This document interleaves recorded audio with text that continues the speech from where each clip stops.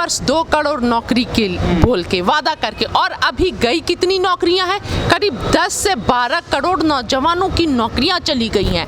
तो प्रधानमंत्री जी को देश में नौजवानों से कोई मतलब नहीं है, नौकरी से कोई मतलब नहीं है, महिलाओं की सुरक्षा से कोई मतलब नहीं है। किसानों की आय को दुगनी करने आए थे, आज किसान जो है 10 महीने हो जाएंगे।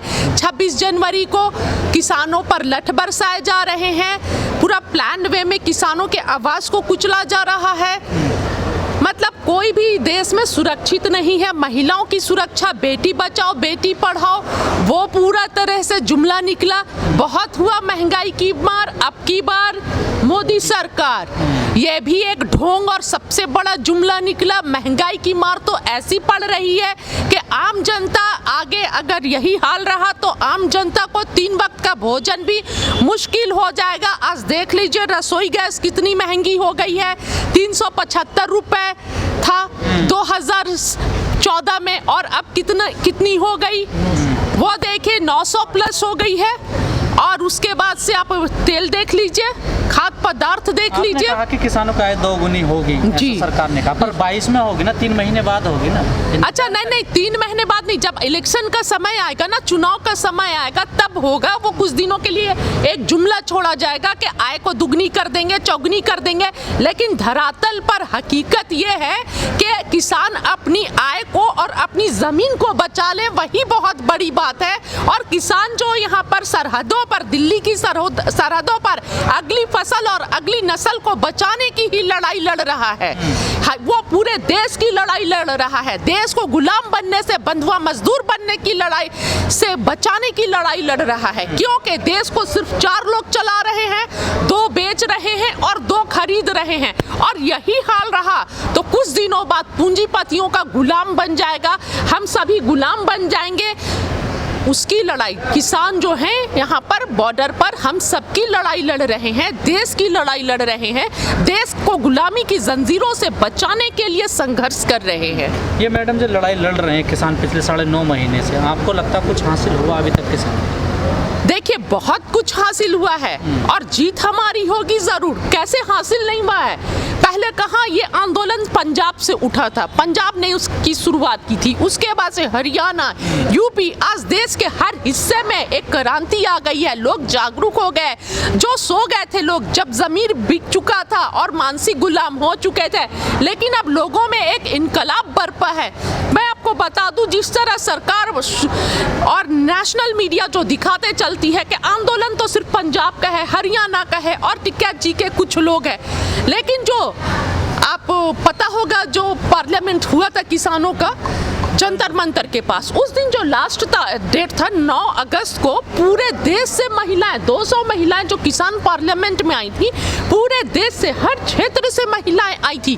तो ये सरकार के मुंह पर एक जोरदार तमाचा है, उनके झूठ पर जोरदार तमाचा है, जो बोलते हैं कि कोई किसान आंदोलन में नहीं है। महिलाओं का खासकर इतने बड़ी संख्या में भागीदारी लेना इस बात की गवाह है कि देश का हर व्यक्ति और हर स्टेट इस किसान आंदोलन के साथ है। कुछ बिके हुए लोग के, संघी लोग के और जो कुछ खास समुदाय के लोगों को छोड़कर। पंजाब से शुरू हुआ आंदोलन, जी पंजाब के सीएम कह रहे हैं, जो कांग्रेस के सीएम हैं, कि इस आंदोलन को या तो हरियाणा में शिफ्ट कर लो या फिर दिल्ली चले जाओ, यहाँ आंदोलन में। कहने से क्या होता है, पॉलिटिकल पार्टीज के कहने से क्या होता है? किसान जहां बैठा है वहीं बैठे रहेगा। वो अमरिंदर सिंह भी जान रहे हैं कि उनके बोलने या नहीं बोलने से कुछ नहीं होता है। जब दिल्ली की सरकार किसानों को, जब देश की सरकार किसानों को नहीं हिला सकी, तो अमरिंदर सरकार क्या है जो किसानों के भी नुकसान हो चुका है ना। तो आप सरकार से मांग करके किसानों की मांग को पूरा मंगवा दीजिए, तीनों काला कानून को वापस करवा दीजिए, आपकी सरकार से मांग कीजिए। अगर आपको लगता है बहुत नुकसान हो चुका है तो किसका नुकसान हुआ है? नुकसान तो थे किसानों के, उन्होंने आंदोलन भी किया था जंतर मंतर पर आकर, लेकिन अब ऐसे क्यों बयान आ रहे हैं, उनकी ऐसी नाराजगी? ये अब देखिए इलेक्शन आ गया है ना, अब तो तो इलेक्शन आ गया है, किसानों को किस तरह ट्विस्ट करना है, अपने वोट बैंक की राजनीति के लिए ये सब चलता है।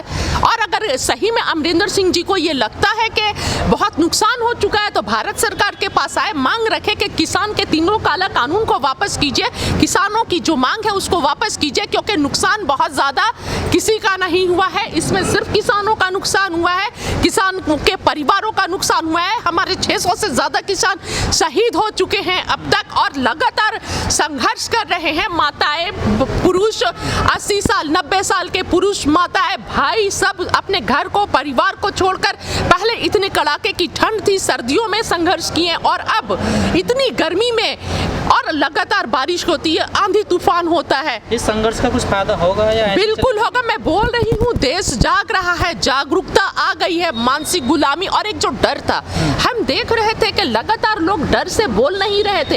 ये किसान आंदोलन से पहले और जो भी बोलता था उस पर गलत तरीके से ईडी, सीबीआई और एनआईए को भेज दिया जाता था, रिपोर्टिंग कर दी जाती थी, लेकिन अब सब लोग बिना डरे, बिना झिझके बोल रहे हैं और एक तरफ से झिझक खत्म हो गया। अब देखिए, मतलब बहुत दुख की बात है, बहुत अफसोस के साथ कहना पड़ रहा है कि जब लॉकडाउन हुआ था 2020 में, 2021 में भी सोनू सूद जो मसीहा साबित हुआ था प्रवासी मजदूरों के लिए और जो कोरोना से पीड़ित लोगों के लिए, देश की गरीब जनता के लिए, उसके घर छापा पड़ता है, उसके घर रेड पड़ती है, लेकिन जैसा के घर पर, अंजना ओम कश्यप के घर पर इतनी प्रॉपर्टी इनकी कैसे बढ़ गई, कोई रेड नहीं पड़ता है, कुछ भी नहीं। तो किसान बस वही संघर्ष कर रहा है, वही लड़ाई लड़ रहा है कि हमें गुलाम ना बना लिया जाए, हमारी नस्लों को हमेशा के लिए आवाज को बंद ना कर दिया जाए, इसलिए ये आंदोलन चल रहा है। ये आए हैं, सरकार आई है, दुगना खर्चा हो गया काश्तकार का। और मैं देशवासियों से, सभी देशवासियों से ये अनुरोध करती हूँ कि मेहरबानी करके किसानों का साथ दीजिए। अगर किसान जीतता है तो ये देश की जीत होगी और अगर किसान हारता है तो हमेशा के लिए हमें बंधुआ मजदूर बना लिया जाएगा, फिर कोई सदियों तक कोई देश में आंदोलन नहीं उठेगा और हमारी आवाज को हमेशा के लिए कुचल दिया जाएगा। हम अफसोस करना को छोड़कर और कुछ नहीं कर सकेंगे, इसलिए अब भी समय है, अब भी वक्त है, आइए और किसानों के साथ खड़े हो जाइए। और कहा मैडम कि चुनाव हैं, जैसे पंजाब में, उत्तराखंड में और यूपी में, खासकर यूपी में सबकी नज़र है, किसान भी कह रहे हैं कि हम दिखाएंगे, कोई फर्क पड़ेगा इस आंदोलन? बिल्कुल पड़ेगा। 5 तारीख को मुजफ्फरपुर की रैली थी, महापंचायत था, मुजफ्फरनगर का महापंचायत था, वो इस बात का सबूत है, पूरा देश ने देखा है और यूपी की जनता ने अपना मन को दिखा दिया है। यूपी की जनता के मन में क्या चल रहा है वो मुजफ्फरनगर के महापंचायत में देश ने देख लिया है। पर लोग तो कह रहे हैं कि टिकैत साहब ने गलत नारा लगा दिया वहाँ पर। क्या नारा लगाया? नहीं, तो वहाँ पर सिर्फ एक नारा नहीं लगा था, वहाँ पर जय श्री राम का भी नारा लगा था, वाहेगुरु जी की खालसा, वाहेगुरु जी की फतेह भी लगा था और अल्लाह अकबर भी लगा था। तो टिकैत जी ने बहुत अच्छा नारा लगाया था, वो भाईचारे का नारा लगाया था, देशभक्ति का नारा लगाया था। वो पूरे उस मंच से, मुजफ्फरनगर के मंच से पूरे देश को संदेश दिए कि देश में आपसी प्यार, आपसी भाईचारा और सौहार्द को बनाए रखना है। आपको तो फोन करके लोग परेशान कर रहे हैं कि आप करने दीजिए, वो तो देखिए संघी लोग और जो उस तरह के मानसिकता के लोग हैं, जो लोकतंत्र की हत्या करना चाहते हैं, जो संविधान की अवहेलना कर रहे हैं, रोज उस तरह के लोग जो, और एक विशेष तरह के लोग जिनकी वोट बैंक की राजनीति ही एक विशेष समुदाय को टारगेट करके है, एक विशेष समुदाय, तो वो जान रहे हैं कि अगर भाईचारा कायम हो जाएगा, देश की जनता को अगर ये समझ आ जाएगा कि भाईचारा में ही हमारे एकता में ही शक्ति है, हमारा देश चाइना और जापान को टक्कर जब ही देगा जब भारत में एकता कायम रहे, तो उन लोगों की राजनीतिक रोटियां कैसे सीखेंगी, कैसे उनकी राजनीतिक दाल गलेंगे। इसी बात से डर होकर और ऐसे ही लोग इस बात का विरोध कर रहे हैं, जो समझ रहे हैं कि अगर ये सारी कम्युनिटी एक जगह आ गई, एक प्लेटफॉर्म पे आ गई, तो उनका वोट बैंक की राजनीति को खतरा होगा और वैसे समुदाय, वैसे पार्टी को खतरा होगा जो एक विशेष समुदाय को टारगेट करके ही चलते हैं। देश के विकास से उनको मतलब नहीं है, बेटी बचाओ बेटी पढ़ाओ ढोंग था किसानों के आय दुगनी हो मतलब नहीं है। जब इलेक्शन और चुनाव आने से पहले वो किसानों के पैर धोने पहुंच जाते हैं, ढोंग करते हैं, किसानों के थालियों में घरों में आके खाते हैं, किसानों का कोई फसल काटने चला जाता है। लेकिन आज हमारे 600 से ज़्यादा किसान शहीद हो गए। हमारे हर उम्र के किसान जो हैं, भाई पिता समान, सब परेशान है, माताएं परेशान है, बहनें परेशान है, पर कोई सुनवाई नहीं। सिर्फ 2 उद्योगपति, 2 पूंजीपति के लिए सरकार सोच रही है, देश की आम जनता के लिए नहीं सोच रही है। तो ऐसी मैडम पिछले 9.5 महीने से हम सुन रहे हैं कि अब जो चुनाव होगा वो विकास पे होगा, लेकिन अच्छा। योगी जी तो कह रहे हैं कि मंदिर पे होगा। हम मंदिर बनवा रहे हैं, अगर सपा की हाँ ठीक है, तो जनता की मांग मंदिर थी, योगी जी ने दे दिया। लेकिन अब कम से कम झूठ तो ना परोसे, दूसरे स्टेट के फ्लाईओवर को अपने विकास के काम में तो ना लगा के दिखाए। वो तो न्यूज़पेपर ने गलती मांग ली ना, सॉरी। अच्छा, न्यूज़पेपर, हाँ तो न्यूज़पेपर तो मांगेगी ही। योगी जी कौन से न्यूज़पेपर वाले को बोल देंगे आप अपनी गलती मांग लीजिए, तो वो नहीं मांगेगी। कौन से न्यूज़पेपर वाले की इतनी हिम्मत है, आप बता दीजिए। कोई न्यूज़पेपर वाले की इतनी हिम्मत है कि योगी जी के ऑफिस से फोन आ जाए कि आप गलती मान लीजिए, अपने ऊपर ले लीजिए, तो वो ना माने? तो यूपी गवर्नमेंट को अपना काम नजर नहीं आया जो उन्हें कोलकाता का ब्रिज उठाना पड़ा और अमेरिका विदेशों से? कौन सा काम किए हैं नाम बदलने को छोड़ के, आप ही बताइए।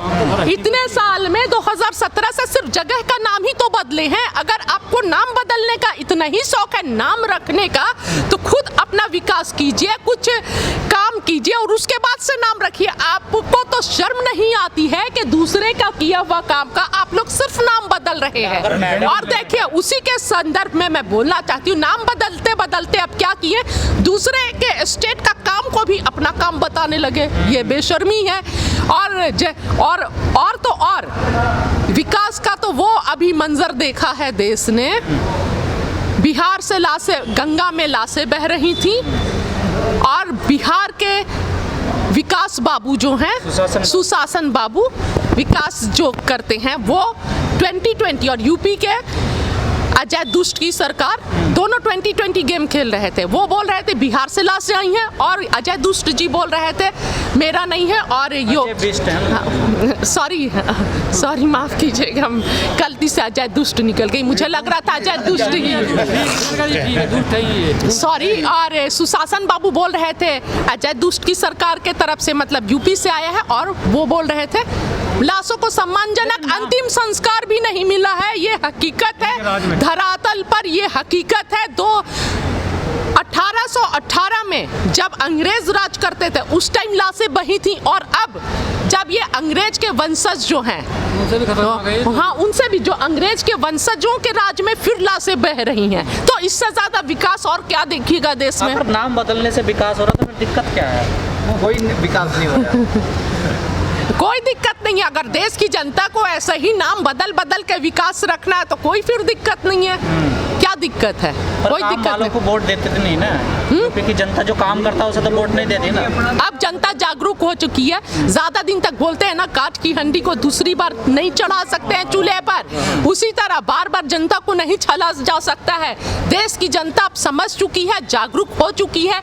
ये किसान आंदोलन इसका सबूत है कि देश की जनता जागरूक हो चुकी है। आज इस प्लेटफॉर्म पे चाहे कोई भी बॉर्डर हो, हर स्टेट के लोग मौजूद हैं, हर तबका, जवान हो, बूढ़ा हो, अधेड़ उम्र के लोग हो, सबका समर्थन है। माताएं हो, बहनें हो, पुरुष हो, सब आ रहे हैं। और खासकर देश की महिलाओं ने इस आंदोलन में बहुत बड़ा योगदान दिया है, बहुत बढ़ चढ़कर हिस्सा लिया है, क्योंकि महिलाओं को भी पता है कि जो सबसे घनिष्ठ संबंध है खेती का और महिलाओं का है। खेती अगर बर्बाद होगी देश की तो महिलाओं को नुकसान होगा। अगर प्राइवेट हाथों में चला जाता है खेती का सिस्टम, तो अडानी और अंबानी के स्टोर में वो आते ही जो 20 रुपए 25 रुपए का सामान जो है, वस्तुएं, वो 200-250 रुपए किलो वो बेच। एक आखिरी सवाल। और अभी जिस तरह सेब का आपने देखा था उत्तराखंड में क्या हुआ, अडानी ने दाम फिक्स कर दिया, पहले से भी कम 18 रुपए, और अब लेना है तो दीजिए, देना है तो दीजिए, नहीं देना है तो नहीं दीजिए। और वही स्टोर्स में आते उसका दाम देखिए क्या हो जाता है। एक आखिरी सवाल, यूपी में एक मुद्दा बना हुआ है अब्बा जान और चाचा जान। देखिए, अब्बा जान का दर्द जो परिवार वाले लोग ही समझ सकते हैं। लेकिन ऐसे लोग अब्बा जान का दर्द क्या समझेंगे, परिवार का मोह क्या समझेंगे, जो अपने पिता के अंतिम संस्कार में मुखाग्नि देने भी नहीं आया। अपना परिवार नहीं है। हाँ, वैसे लोग क्या समझेंगे अब्बा जान क्या होते हैं। और देखिए दूसरी बात कि अभी जैसे जैसे चुनाव करीब होते जाएगा, अब्बा जान, दादा जान, नाना जान, चाचा जान, फूफा जान, अफगानिस्तान, पाकिस्तान, तालिबान, खालिस्तान सब आते जाएगा। तो मैं कहना चाहती हूँ यूपी की जनता से कि वो खुद सोच ले कि विकास की सरकार देखना चाहती है, भारत को एक सूत्र में बांधे रखना चाहती है, या फिर ऐसे दरिंदों के हाथ में देश को और अपने राज्य को फिर से एक बार दे देना चाहती है, जहां पर बेटियां सुरक्षित नहीं है, नौजवान को नौकरी नहीं है, किसान सुरक्षित नहीं है और महंगाई 7वें आसमान पर है। याद रखिए अब भी समय है, 3-4 महीने का समय है। ये लोग बहुत बहकाएंगे, बहुत तरह से माइंड को डाइवर्ट करना चाहेंगे, लेकिन समझदारी से काम लीजिए। अगर अभी समझदारी से काम नहीं लिए तो सदियों तक लोग हमें कुचल दिया जाएगा, हमारी आवाज को दबा दिया जाएगा, लोकतंत्र को खत्म कर दिया जाएगा, संविधान को खत्म कर दिया जाएगा। किसान आंदोलन चल रहा है, लेकिन क्या कर रही है मेन स्ट्रीम मीडिया, सिर्फ बदनाम कर रही है कि मीडिया जो होती है वो लोकतंत्र का चौथा खंबा होता है। लोकतंत्र की और सरकार की गलतियों को मीडिया उजागर करती है, देश के सामने लाती है, ताकि सरकार जो है गलतियां ना करे और देश की जनता के हित में काम करे।